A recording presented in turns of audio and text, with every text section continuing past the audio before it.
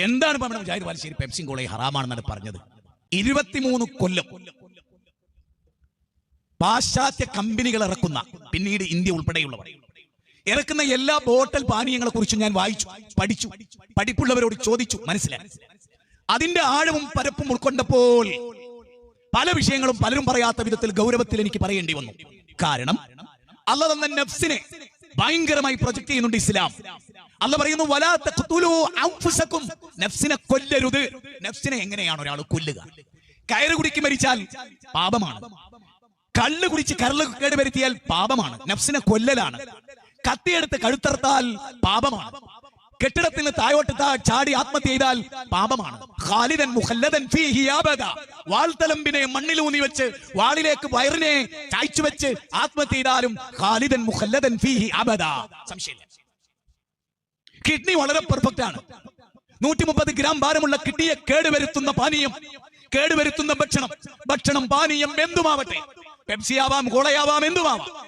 അതുപോലെ ഫാസ്റ്റ് ഫുഡുകളിൽ നമുക്ക് ലഭിക്കുന്ന ചില ഫുഡുകൾ, നാം ഉണ്ടാക്കുന്ന കൃത്രിമത്വം ചേർത്ത് ഉണ്ടാക്കുന്ന ഫുഡുകൾ ഉൾപ്പെടെയുള്ള പലതും യുഹില്ലു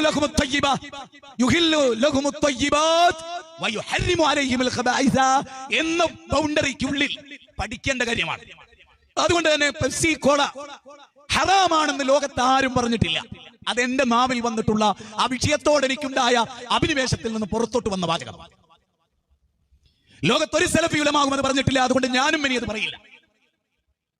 ഞാനത് തിരുത്തുന്നു. ആ വാചകത്തിന്റെ പേരിൽ ഞാൻ ഖേദിച്ചു മടങ്ങുന്നു. പക്ഷേ അവിടെ തീരില്ല എന്റെ പ്രതിഷേധം. ഞാൻ ചോദിക്കുന്നു സൂറത്ത് ബഖറ വായിച്ചവരോട് ഞാൻ ചോദിക്കുന്നു, സൂറത്ത് ബഖറയിലെ 168 എന്താ ഉള്ളത്? യാ അയ്യുഹന്നാസ്, അല്ലയോ മനുഷ്യരെ, കുലൂ മിമ്മാ ഫിൽ അർളി ഹലാലൻ ത്വയ്യിബ, ഹലാലാവണം, ത്വയ്യിബാകണം. ഇത് രണ്ടും ചേരാതെ ഒരു മുഅ്മിൻ ഒരു പാനീയം കുടിക്കാൻ പറ്റില്ലല്ലോ മുത്ത് ഹബീബുകളെ. ഹലാലാണ്, പെപ്സി ഹലാലാണ്, കോള ഹലാലാണ് എന്ന് തന്നെ നിങ്ങൾ വെച്ചോ. ഞാൻ നിങ്ങൾ ഇനി മുതൽ അങ്ങനെ തന്നെ വിശ്വസിക്കുക. ത്വയ്യിബാണോ? ആണോ? ത്വയ്യിബാണോ? നല്ലതാണോ? ഞാൻ ചോദിക്കുന്നു. ഒരാളെ കയ്യിലുള്ളത് ത്വയ്യിബാണ്. ഉദാഹരണം, അയൽപ്പക്കത്തെ വീട്ടിന്റെ പറമ്പിലുണ്ടായ ഏത്തപ്പഴം, അത് ഫ്രഷ് ആണ്, നല്ല വളട്ടിട്ട് അയാൾ നല്ല സൂക്ഷിച്ചുണ്ടാക്കിയതാണ്. അത് ത്വയ്യിബാണോ? ആണ്. അയാളില്ലാത്ത സമയത്ത് അത് പറിച്ച് തിന്നൽ ഹലാലാണോ? പറ, ആണോ? ഹലാലല്ല, ത്വയ്യിബാണ്. സമ്മതിച്ചോ? ആണ്. നമ്മുടെ വീട്ടിൽ കോഴിമുട്ടയുണ്ട്, നമ്മൾ വാങ്ങിയതാ, കെട്ട് നാറി ചീഞ്ഞിരിക്കുന്നു. ത്വയ്യിബാണോ? അല്ല. ഹലാലാണോ? ആണ്. ആണ്. അത് തിന്നാവോ? കോഴിമുട്ട കേട് വന്ന് പുഴുത്ത് പുഴു വരുന്നു, തിന്നാവോ? എന്താ തിന്നാത്ത? കോഴിമുട്ട ഹലാലല്ലേ? ആണ്. ത്വയ്യിബാണോ? അല്ല. ഇനി ഞാൻ നിങ്ങളോട് കാര്യം പറയട്ടെ. നിങ്ങളിപ്പോ മൊബൈൽ എടുത്തിട്ട് ചാറ്റ് ജിപിടിനോട് ചോദിക്കും, പെപ്സി കഴിച്ചാലുള്ള ഒരു ഗുണം, ഒരൊറ്റ ഗുണം. എന്റെ പ്രസംഗം കഴിഞ്ഞ് പിരിയുന്നതിന് മുമ്പ് ഒരു ഗുണം, കോള കഴിച്ചാൽ ഒരു ഗുണം. ഗുണമില്ലെന്ന് മാത്രമല്ല, 50ലധികം ഗുരുതരമായ ശാരീരിക നഷ്ടം പെപ്സിയും കോളയും അതുപോലെയുള്ള ബോട്ടൽ പാനീയങ്ങൾ എന്ന് വിചാരിച്ച കൂൾബാറിലെ ചുവപ്പും മഞ്ഞ നിറത്തിലുള്ള ബോട്ടൽ പാനീയങ്ങളെല്ലാം എന്തിന്? ലൈസ് അടക്കമുള്ള കാര്യങ്ങൾ ഭയങ്കരമായ കേടാണ് വരുത്തുന്നത്. മറക്കരുത്. ഹലാലായ മാത്രം പോരെ. എല്ലാരും വിചാരിച്ചെന്നറിയോ, ഹലാലായ എന്തും കഴിക്കുക, ഏത് പാനീയം? അങ്ങനല്ല മൊയ്ലിയാരെ, അങ്ങനല്ല അനസ് മൊയ്ലിയാരെ, അങ്ങനല്ല മൊല്ലാ മൊയ്ലിയാമാരെ, അങ്ങനല്ല. ശരീരത്തെ കുറിച്ച് ചിന്തിക്കുമ്പോൾ ഒരു കാര്യം ചിന്തിക്കണം. എന്നെ റബ്ബ് സൃഷ്ടിച്ചെന്തിനാ? ജിന്നിനെ റബ്ബ് സൃഷ്ടിച്ചെന്തിനാ? വമാ ഖലഖതുൽ ജിന്ന വൽ ഇൻസ ഇല്ലാ ലിയഅ്ബുദൂൻ.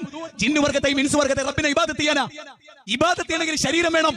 നീണ്ടു നിന്ന് നിസ്കരിക്കണമെങ്കിൽ ശരീരം വേണം.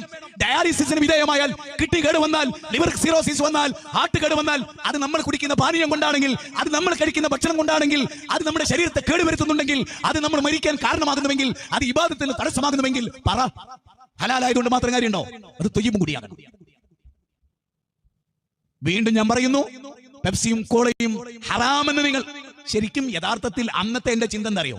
അവിടെ ഇരിക്കുന്ന പ്രോഫോൺ വിദ്യാർത്ഥികളെ എല്ലാ അർത്ഥത്തിലും പ്രോഗ്രസ് ആക്കുക എന്നുള്ളതാണ്. നല്ല പാനീയം കുടിക്കുന്ന യൗവനം, നല്ല ഭക്ഷണം കഴിക്കുന്ന യൗവനം, ലോകത്തിന് ആവശ്യമുള്ള യൗവനം, ശരീരം കൊടുക്കേണ്ടി വന്നാൽ കൊടുക്കാൻ ശേഷിയുള്ള യൗവനം, കിഡ്നി കേടുവരാത്ത യൗവനം, ഹാർട്ട് കേടുവരാത്ത യൗവനം, നന്മ നിറഞ്ഞ യൗവനം, അതായിരുന്നു എന്റെ ഉദ്ദേശം. ആയത്തിൽ എന്താ ഉള്ളത്? നല്ലത് അനുവദിച്ചു, ചീത്ത നിഷിദ്ധാക്കി. ഭാഷാപരമായി അത് പറയാം. ഒരു കാര്യം ചെയ്യും, അത് ഹറാമാണ് എന്ന് പറയാം. അത് സാങ്കേതിക ശബ്ദമായി കരുതരുത്, മനസ്സിലാക്കുക. മറിച്ച് നിങ്ങൾ ആരെങ്കിലും കള്ള് അതുപോലെ കഞ്ചാവ് ഹറാമാക്കിയ പോലെ എന്റെ സെന്റൻസിനെ കുറിച്ചാണ് ഞാൻ പറയുന്നത്. ആ വാചകം ശരിയല്ല, അതെനിക്ക് പറ്റിയ അബദ്ധമാണ്. ഞാനത് തിരുത്തുന്നു, റബ്ബിനോട് പൊറുക്കലിനെ തേടുന്നു. ഒന്നുകൂടി ഞാൻ പറഞ്ഞു വെക്കും, പുകവലി ഹറാമാണെന്ന് പുകവലിച്ച കാലത്ത് പറഞ്ഞിട്ടില്ല, ഉണ്ടോ?